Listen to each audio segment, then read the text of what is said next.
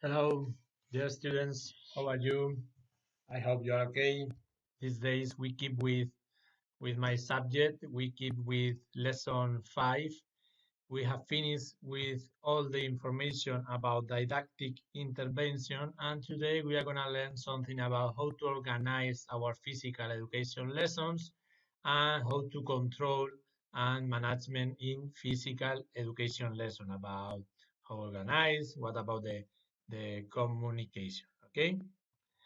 Well, for at the starting, we have the activities, the tasks, the activities that we do in physical education are the activities through we get our objectives.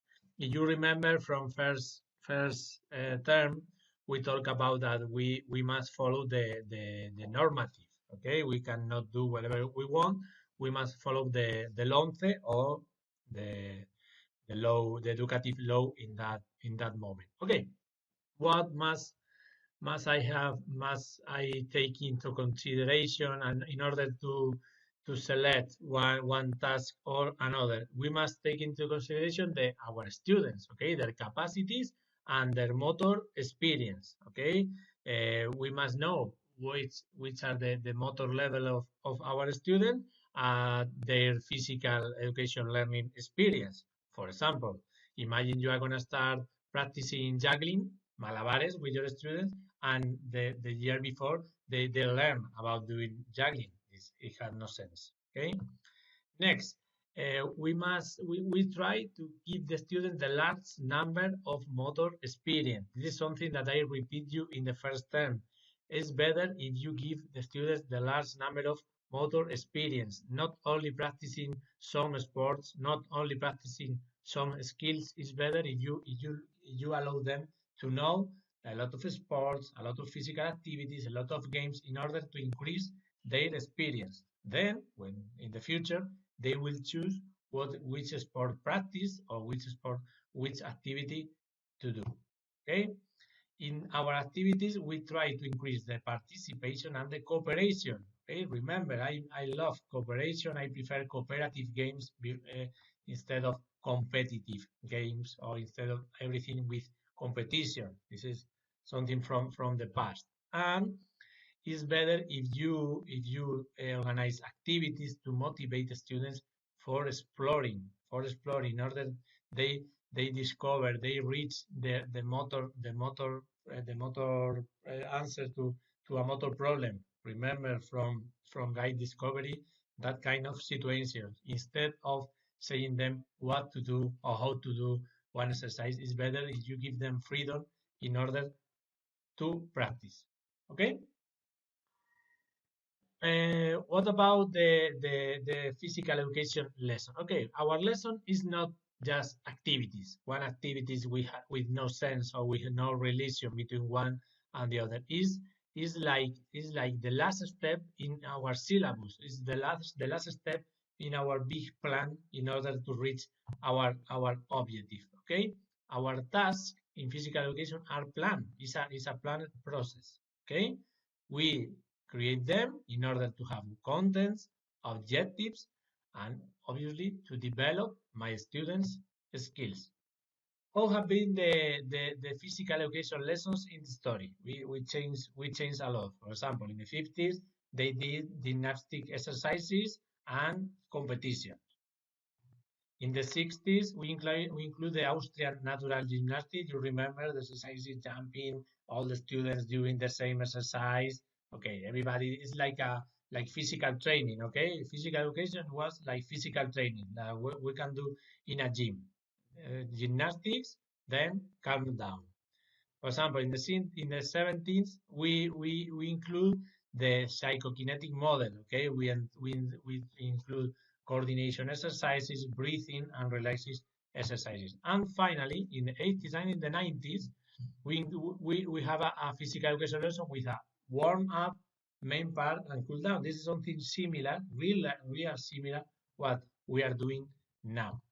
Which is the present activity. We have an initial part that is not real, not, it don't need to be a warm up. Okay, it's the initial part in which you speak, you give the welcome to your students, you explain them what are you gonna do, maybe you explain them the rules for the subject, and obviously you can include physical activities in order to prepare for the main part. Okay? The main part is in the part in where we develop our contents. Okay, if you are working, for example, if you are working motor skills and you are working jumps, is in this part, in the main part in which you are practicing that exercises. Is the main part when you are develop the curriculum, for example.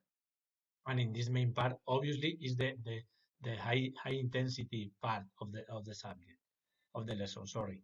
And finally, you do a final part or calm down in order to rest, in order to recover the students because they have to go to practice another to have another lesson or another subject. Okay, this is the theoretical way. What happened in the real? In the reality, we used to have not too much time, so at the end maybe you do an easy game for the warm up, you develop your main part, and if you have time for calm down, perfect. If you don't have time, okay, boys, girls, let's go to, maybe you can calm down in the music subject or in the maths subject. Okay, but these are the physical education lessons part. Okay.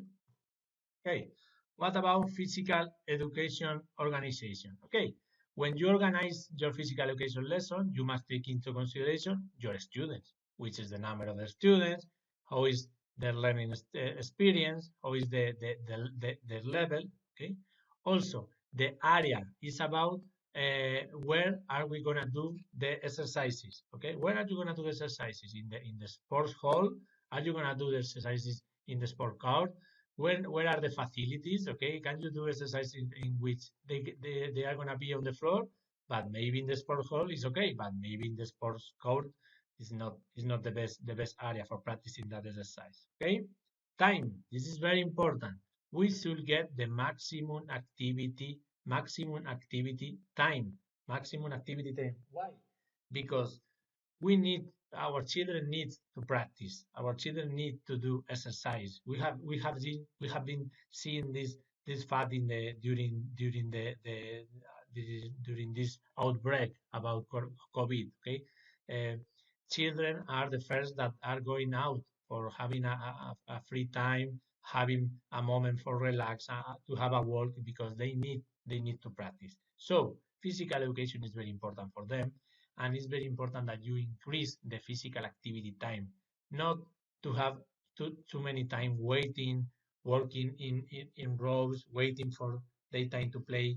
Please try to organize the lesson in the way that they are doing a lot of exercise. Okay. And finally, the material, okay, the facilities is better when you use new material with them. If you remember for the first term, sorry, when we play kimball, you remember the big ball? When you go in the sport hall and you watch and you see the big ball, everybody, "Ah, what's that? Motivation increase. If you are all the time playing with the same materials or with nothing new for them, maybe physical education is boring and we have a lot of material to play with them. Do you remember the parachute? Easy, but do you increase motivation? Okay, so think about that. Okay, now we are going to be talking about communication. If you remember, what is communication? This is a simple question in a lot of subjects in the school, in the high school and university. Okay, communication is when you are transferring information from one place, person to another. Okay, this is obvious. I say you something, you receive that message. This way of communication is really simple in most of subjects, but we have a special area because we teach with our body. Okay, so we are using a lot of non-verbal communication. It's not the same if I explain you this subject this way. Okay, today we are going to be talking about what physical education is. That is, if I try to use my body, I try to express with my body. Okay, so in physical education, non-verbal communication is very important, and our non-verbal communication maybe can complete or contradict. So it's very important that you understand how important is non-verbal communication. And this is a concept that I like a lot, that is didactic communication. This is to know how to speak and listen correctly to your students in order to have the better relationship with them. Okay? Sometimes we forget to listen to the students. Sometimes we think we are the boss, we have all the information, and we speak all the time, but we are not listening to them. And it's really, really important that when a children come to say you something, it's very important that you wait, listen, and answer. Maybe that the student is always making questions. Maybe that day is not your best day, but if a student comes to speak with you, you must respect, you must listen, and you must give them an answer. I want that you be good teachers, and a good teacher is a teacher who speaks very well, but also a teacher who listen their students. Okay, please listen them. Okay, if you remember, one of my favorite researchers about physical education is Mr. Domingo Blázquez from Barcelona, and in his book, The Physical Education, he marked a few guidelines, sorry, for the effective physical education teacher. Okay, when you talk with your students, try to be enthusiastic, but slow. Emphasize as fundamental aspects and try to explain the complete of the exercise, but not too much information. Okay, you have a joke in the picture when the teacher is saying a lot of information to the student, and at the end he says, "Okay, cuidado con su bola rápida and relájate." You give them maybe the student is full of things. Okay, clarify the condition of the exercise and use an unstable languages. And this is very important because you are working with children and sometimes they are not using your same vocabulary. Okay, here is a easy example. The teacher say, mantén la estabilidad, concéntrate en la pelota, mantén la raqueta atrás, observa tus codos. ¿Alguna pregunta más? And the student say, ¿qué significa estabilidad? So maybe the rest of the message is erased for him. So try to adapt your languages to the level of your students. Okay, what about demonstrate? Demonstrate, Domingo Blázquez says, demonstrate when necessary. And I say, demonstrate always, most of the time, okay, always. Why? Because there is a sentence that say, una imagen vale más que 1000 palabras. When you are explaining something new to the student, maybe you are explaining the exercise or a game, and maybe your students are looking at you, but they are thinking about what the weather like.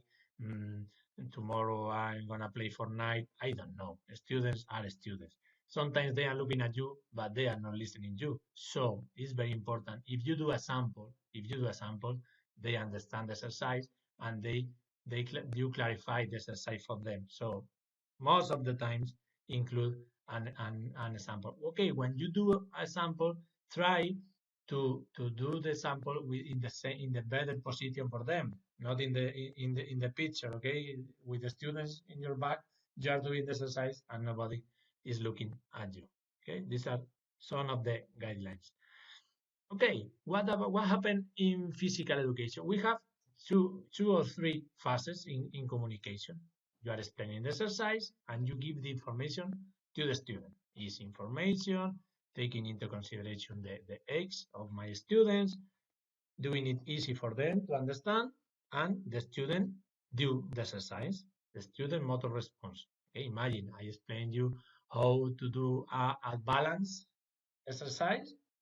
The student do the exercise, and after that motor student, you give them something that is called feedback. Okay, in that feedback is results knowledge, conocimiento de resultados. Okay, what the students get with the exercise. Sometimes the teacher gives the feedback. Sometimes the student understand the feedback by themselves. Sometimes another student is the student who gives the feedback. Remember from the participative styles. So you explain the exercise, the student do the exercise, and the student gets real information. Okay. Okay, we finished with this last slide. According to Blázquez and Contreras and Garcia, this is very important because you have a task in the document this week. Which are the key elements in order to explain something to your students? Okay, systematic contents organization. Try to organize the information you are going to give to them. Select most relevant information. Okay, in this exercise, which is the most important part? Okay, in this exercise, for me, it's very important. In this game, the most important part is that if you are running, you only can stop in the circle in the code, for example. So in every exercise, try to think which is the most important information. Try to use your expression capacity, okay? Good expression, good better voice in order to transmit your message, okay? And remember which is the motor response you are waiting from the children, okay? Systematic contents, select most relevant information, expression capacity, and what are you waiting for the exercise, which is the motor response you are waiting for your student. This is the key elements in order to explain something new in physical education. Okay, that's all for this week. Next week we will have the last lesson, and it will be about physical education, healthy habits. Okay, bye bye. I hope everybody's okay. Bye bye.